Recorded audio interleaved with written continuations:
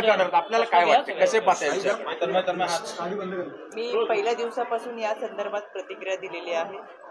आदरणीय दादांनी जो निर्णय घेतला त्या निर्णयासमवेत पहिल्या दिवसापासून आदरणीय भुजबळ साहेब बरोबर आले आणि तेव्हापासून हे सगळे एकत्रित निर्णय घेतात. राज्याचे प्रांताध्यक्ष आदरणीय सुनील तटकरे साहेब, आदरणीय प्रफुल्लभाई पटेल, आदरणीय दादा भुजबळ साहेब आणि वरिष्ठ नेते हे सातत्याने एकत्रित बसून प्रत्येक घटनेबाबत निर्णय घेत आले.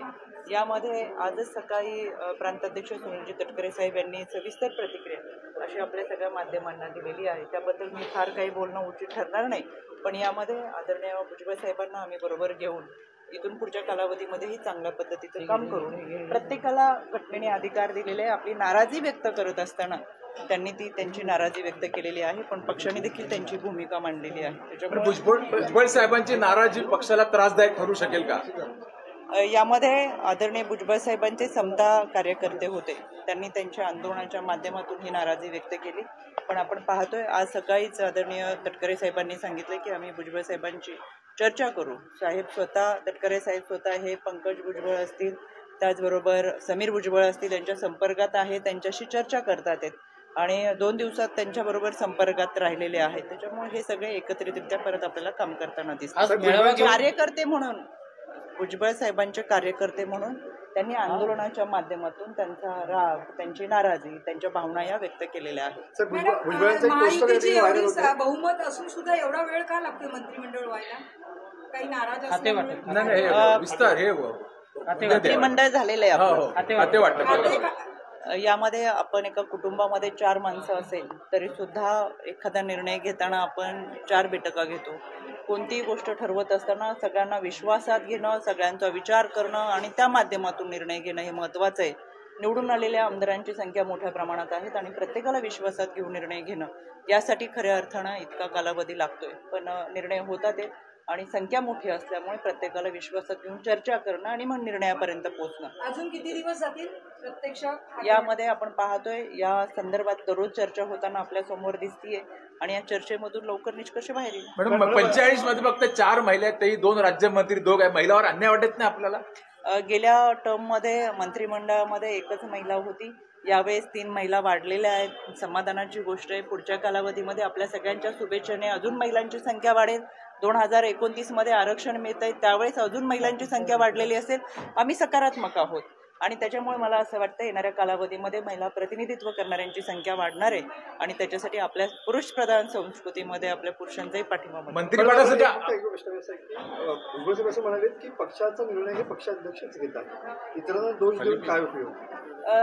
मला असं वाटत नाही. कदाचित साहेब बोलताना बोलून गेले असतील, पण आतापर्यंत सगळ्या निर्णयामध्ये सगळे एकत्र बसून निर्णय घेतलेले आहेत आणि त्या निर्णयाच्या निकषापर्यंत आपण सगळेजण पाहतो की पोचलेले आहे.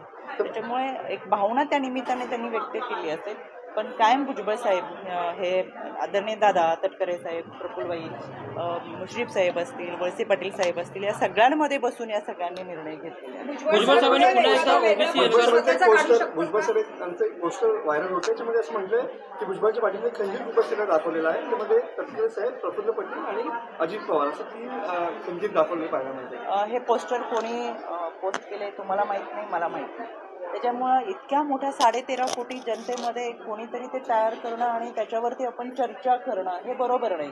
कारण की हा पक्ष 41 आमदार निवडून आले, आदरणीय भुजबळ साहेबांचं वलय मोठ्या प्रमाणातलं आहे आणि अशा पद्धतीने कोणीतरी एक विकृत मनोवृत्तीच्या व्यक्तीने असे कार्टून तयार करणं आणि तुम्हाला आणि मला चर्चेला त्याच्यासाठी आपण वेळ घालवणं हे मला फारसं बरोबर वाटत नाही. त्याच्यामुळे एकत्रितरित्या इथून पुढे सगळे तुम्हाला दिसतील आणि शेवटी कुटुंब आहे, पक्ष हा एक कुटुंब आहे. कुटुंबामध्ये मतभेद होत असतात, विचारांचा मतप्रवाह थोडा वेगळा असतो, पण संपूर्ण कुटुंब एकत्र काम करताना तुम्हाला दिसेल आणि हे आपल्या घरात सुद्धा होत असतं. त्याच्यामुळे आणि चर्चा व्हावी, मतांचा प्रवाह प्रत्येकाचा वेगवेगळा असतो, पण तो एकत्र घेऊन जाण्याची ताकद ही आदरणीय दादा आणि इतरांमध्ये आहे. त्याच्यामुळे सगळे तुम्हाला एकत्र. माजी मुख्यमंत्री उद्धव ठाकरे विद्यमान मुख्यमंत्र्यांना भेटले, काय वेगळी समीकरण होऊ शकतात राजकारणामध्ये?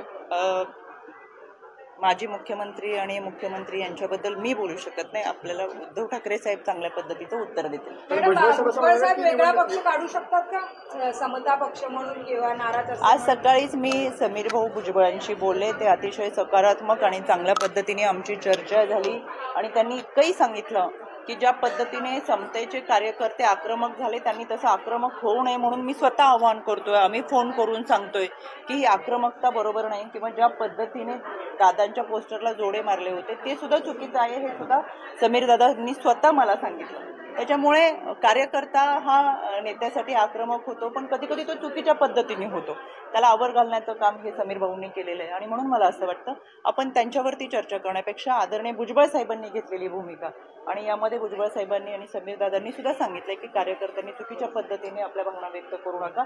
शेवटी भावना व्यक्त करणं आणि मग ते आंदोलन असो किंवा मोर्चा असो या माध्यमातून नाराजी व्यक्त करणं हे त्या कार्यकर्त्यांनी केले. पण काही कार्यकर्त्यांनी जे चुकीच्या पद्धतीने केलेलं आहे त्यांना समज ही समीरदादा भुजबळांनी दिलेली आहे. ओके, धन्यवाद. धन्यवाद.